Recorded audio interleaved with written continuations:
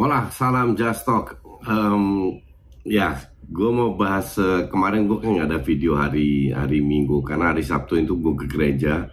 Habis itu ada acara keluarga, jadi gue bener-bener pulang tepar, gue nggak nonton. Tapi gue lihat nonton beberapa highlights, gue mau rekap aja. Ya, MU menang lawan Everton sebenarnya nggak ada kejutan karena Everton ya sangat amat lemah.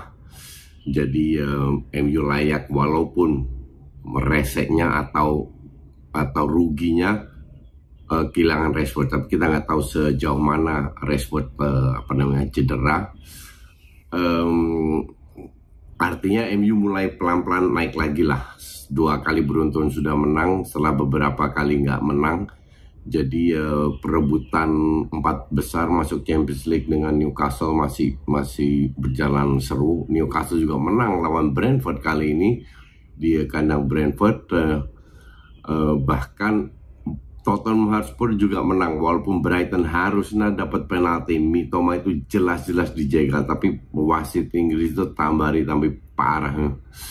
Sementara Chelsea di match pertama ketemu Wolves di bawah Frank Lampard nggak berubah, dalam arti tambah jelek mainnya. Ini gue agak bingung. Semenjak satu match dipegang si Bruno, siapa itu asistennya, itu Chelsea main bagus pas lawan Liverpool. Walaupun Liverpool 4-5 pemain cadangan, tapi ya Liverpool, tetap tim kuat. Di situ Chelsea mendapatkan banyak sekali peluang bermain dengan 3-5-2. Havertz sama si siapa namanya Joao Felix itu sangat fluid lah di depan. Sementara di bawah Lampard kembali lagi ke 4-3-3. Sebenarnya nggak ada masalah 4-3-3, cuman penempatan pemain Joao Felix nggak bisa main di belakang, di sayap kiri. Kalau gue bilang kalau mau main sayap kiri ya pasang polisi saja sekalian, Sterling di kanan. Harusnya kalau gue bilang Havertz sama Felix tetap, Sterling taruh di sayap, Gallagher dimainin dari awal, Enzo Kovacic ya seperti kalian tahu gimana enaknya. Chelsea kalah dan gue nggak yakin di Lampard ini adalah keputusan yang tepat untuk Chelsea, mengangkat Chelsea kembali lagi ke papan atas. Ya, terus kita ke big match. Bentar, gue cek dulu ada kejutan yang lain. Real Madrid kalah 2-3. Lawan Villarreal, di mana berapa pemain dicadangkan. Tapi ya secadang-cadangnya Real Madrid, tetap yang main Benzema, Vinicius, Rodrigo di depan, belakang Benzema Asensio, Tchouaméni main, Rudiger, Alaba, Fernandes. Jadi nggak cadangan amat, tapi memang nggak ada Eder Militao, nggak ada Valverde, nggak ada Modric, nggak ada Camavinga yang akhirnya 4 pemain itu nggak ada Kroos, nggak ada Carvajal. Akhirnya Militao, Valverde, Modric dan Camavinga main, tapi ujungnya tetap kalah. Dan golnya Tchouaméni itu keren banget. Padahal ball possession itu 51 Villarreal loh. Ya akhirnya kalah, selisih. Kalau Barca menang nanti itu selisih 15 poin ya, almost nggak akan kesalip lagi feeling gue, karena minggu depan si 4 pemain cedera itu udah pada balik semua. Sekali-sekali kalah mungkin bisa terjadi, tapi kalau 4 balik itu feeling gue sih sapu bersih. Ya mungkin juga Madrid fokus ke UCL lawan Chelsea ya. Tapi ini menunjukkan kembali bahwa Madrid musim ini bukan tim yang superior dan lain-lainnya yang luar biasa. Tetap hebat, apalagi kalau Vini sama Benzema lagi on fire ya, susah untuk dibendung. Itu rekapnya. Kita ke big match, Arsenal lawan Liverpool.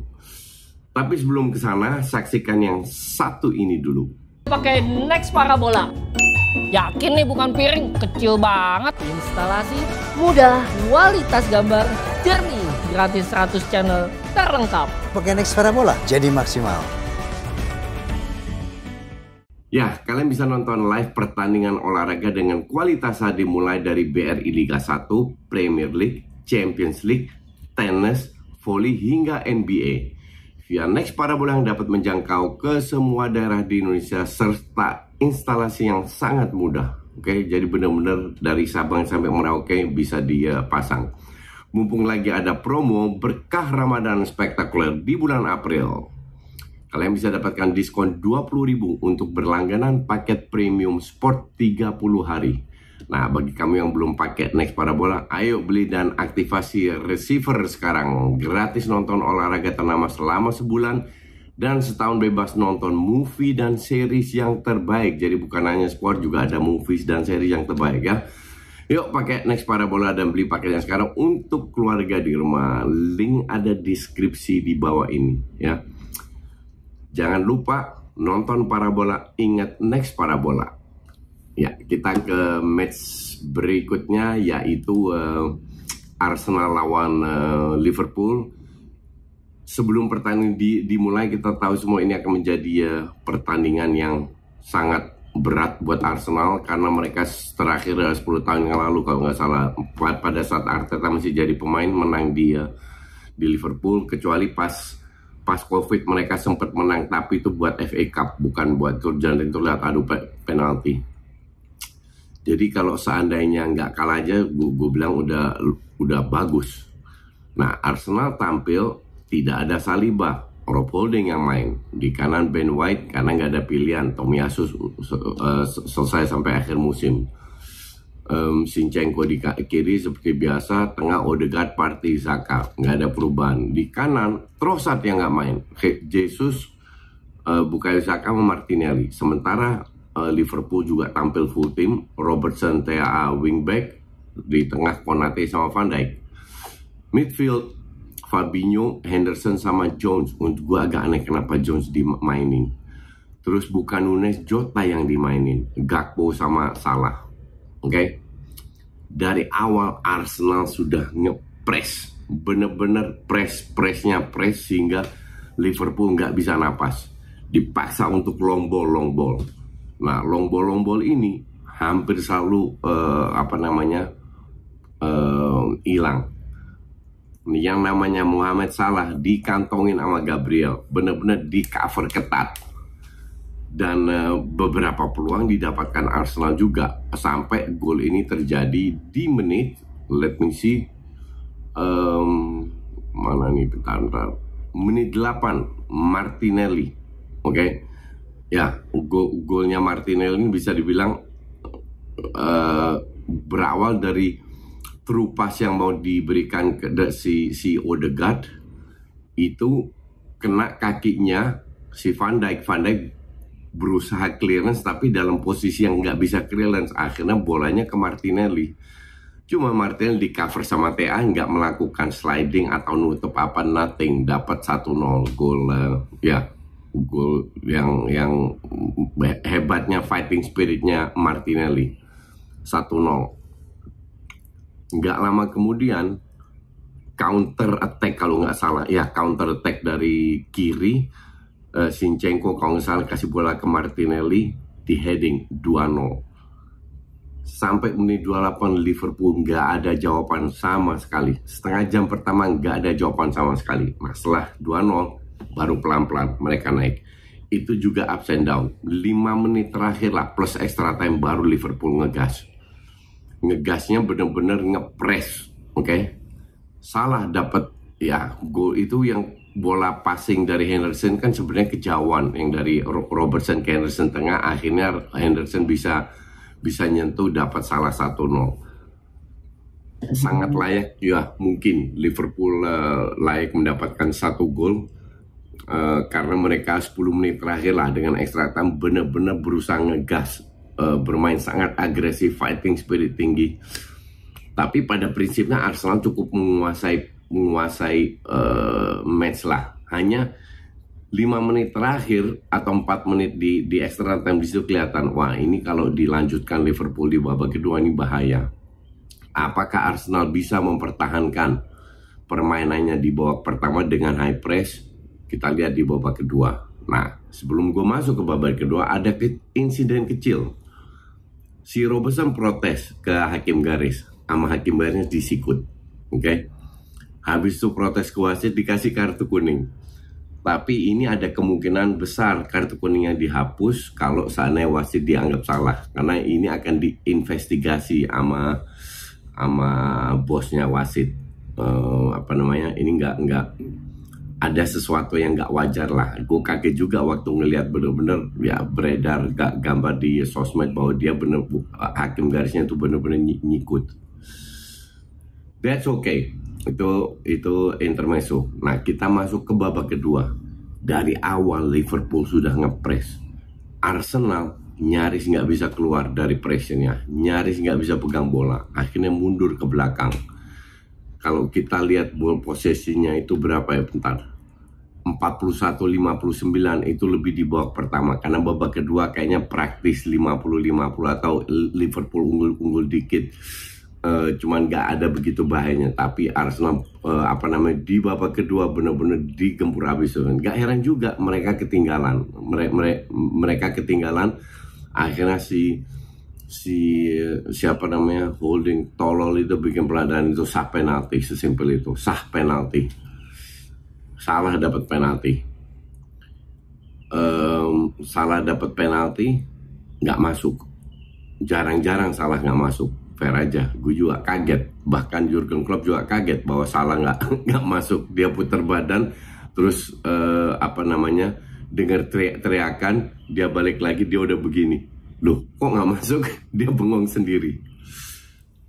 Continue, mulai ngepres. Menit 60, nah mulai bener-bener perubahan terjadi itu di menit 60 kalau bilang.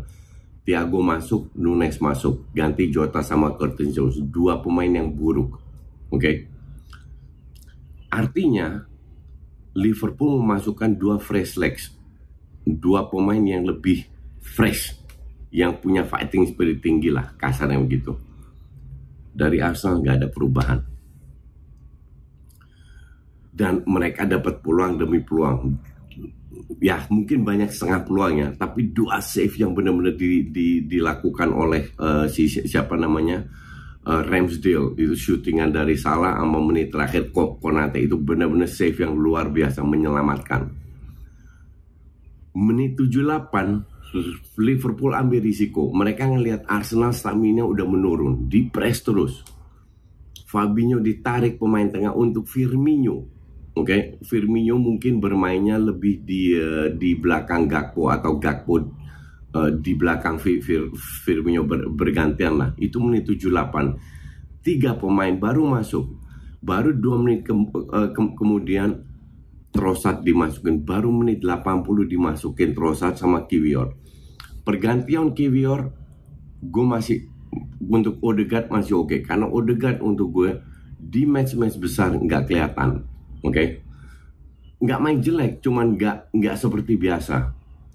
Gapsus ditarik untuk Trossard, oke. Fresh legs, tinggal 10 menit dia berikan segalanya. Karena counter masih bisa dapat dari Martinelli sama si Bukayo Saka. Bukan berarti mereka nggak dapat peluang ya. Peluang paling besar itu Martinelli dari kiri. Saka masuk, ketinggalan defender Liverpool, ketinggalan 7-8 meter. Tinggal passing ke kaki Saka lurus. Passingnya kejauhan, bisa diintercept sama si Alisson.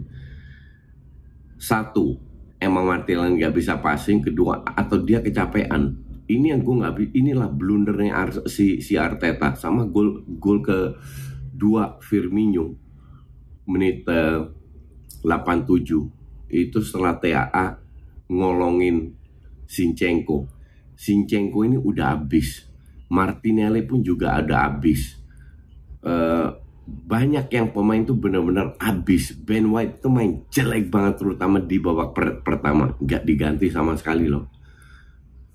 Pelatih yang hebat menurut gue ya, pada saat menit 60 masuk Thiago sama Nunes, Arteta harus memberi respons. Oke lah, 2-3 menit kemudian harus memberi respons, karena pemain itu sudah agak menurun, minimal menit 70 lah, enggak menit 80. Lu kalau mau masukkan fresh legs, dia bisa 20-30 menit berikan segalanya kok. Nggak perlu 10 menit. Bahwa dia memasukkan Kiwior di menit 80, gue masih paham. Ben White itu main jelek banget. Kenapa nggak bisa masukin Jorginho, Partey digeser ke bek kanan? Terakhir dia juga main di bek kanan. Zinchenko untuk Tierney karena bisa membantu serangan. Itu semua harus minimal paling lambat di menit 70 dimasukin. Nggak dimasukin. Baru menit 88 setelah kebobolan baru masukin Tierney untuk Zinchenko. Salah Zinchenko? Enggak juga. Ini yang gue bilang, gue berkali-kali bilang apakah Arteta in atau enggak. Arteta melakukan banyak hal yang bagus. Tapi justru hal-hal kecil ini dia selalu fail, gagal. Dia nggak melihat momentum. Ini yang bikin gue gede. Gue bilang, walaupun Arsenal beruntung terutama 2 save dari Ramsdale sama penalti nggak masuk ya, tapi ya harusnya kalau gue bilang kalau tenaga baru masuk lebih awal, peluang untuk counter itu akan lebih banyak. Sama si Martinelli juga sekali crossing ke counter juga ke Bukayo Saka disentuh sedikit sama Robertson, nyaris dapat itu setengah peluang itu bisa diambil sama si siapa Alisson. Nah, gue bilang anything is possible, bukan berarti City nggak bisa kehilangan poin, sangat bisa kehilangan poin ya. Kita lihat aja seperti apa, karena kalau seandainya Arsenal nggak boleh kalah lawan City, harus minimal seri. Gue nggak yakin juga. Kalau kalah pun harus City harus karena kalau kalah poinnya sama, City harus ada seri-serinya, entah itu lawan Chelsea, entah lawan Liverpool. Gue harap lawan Liverpool City nggak menang. Tapi kita lihat aja seperti apa. Intinya adalah Arsenal beruntung dapat 2-2, tapi layak juga mendapat 2-2 berdasarkan kualitas Arsenal yang ada, performa yang ada. Mereka udah maksimal, bahwa mereka nggak bisa cetak gol dari 2-3 peluang, ya that's okay, karena Liverpool pun dapat cukup banyak peluang, bahkan penalti nggak masuk. Ugly win, lucky win, bukan ugly win untuk Arsenal, but that's football. Maka dari itu yang juara itu biasanya diberikan keberuntungan. Semoga ini keberuntungan didapatkan Arsenal untuk menuju menjadi juara. Gue tetap optimis. Thanks for watching.